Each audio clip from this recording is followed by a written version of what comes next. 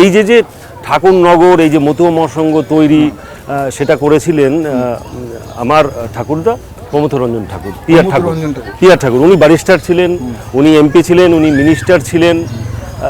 এই যে ঘরটা, এই ঘরটা হচ্ছে আমার ঠাকুমা বড়মা বিনাপানি ঠাকুরানীর নাম শুনেছেন, ওনার সহধর্মিনী, মানে আমার পিয়ার ঠাকুর আর হচ্ছে প্রমথরঞ্জন ঠাকুর আর বিনাপানি ঠাকুরানী এই ঘরেই থাকতেন। এটাই প্রথম তৈরি করা ঘর, যেখানে আপনারা দেখতে পারবেন ভিতরে যে ওখানে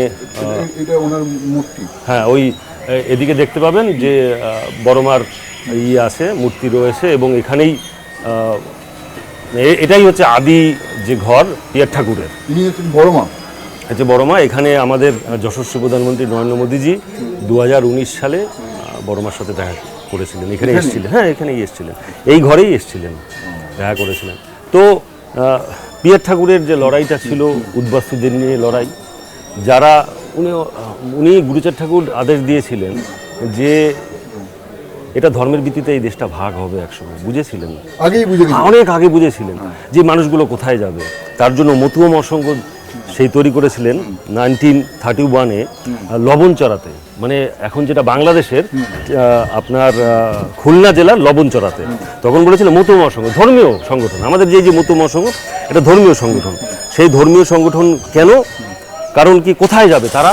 তাদের যে চাওয়া পাওয়ার যে জায়গাটা তো কোনো, দেখুন কেউ কাউকে ভিক্ষায় তো অধিকার দেয় না। লড়াই আন্দোলন এটা হাজার বছর ধরে চলে এসছে। তাহলে এই মতুয়া মহাসংঘের লড়াইটা ছিল এই উদ্বাস্তু মানুষের জন্য।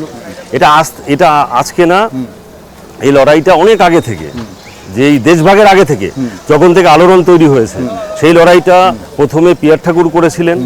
উনি বুঝেছিলেন যে রাজনীতি ছাড়া, শক্তি ছাড়া আপনার কথা কেউ কান দেবে না। মানে ধর্মের সঙ্গে রাজনীতির মেলবন্ধন। ধর্ম হচ্ছে একটা আধার, ধর্ম হচ্ছে মানুষকে বেঁধে রাখে, ধারণ করছে। যেরকম ফুল, আপনার কাছে 50টা ফুল আছে বিভিন্ন টাইপের, সে ফুলগুলো আলাদা আলাদা করে ছড়িয়ে যেতে পারে, কিন্তু যখন সুতো থাকে, একটা পাত্র থাকে, তখন কিন্তু ছড়ায় না। কিন্তু ধর্ম হচ্ছে সেই মানুষগুলোকে ধরে রাখে। সেইটার অধিকার প্রথমে দিলেন হরিচাঁদ ঠাকুর।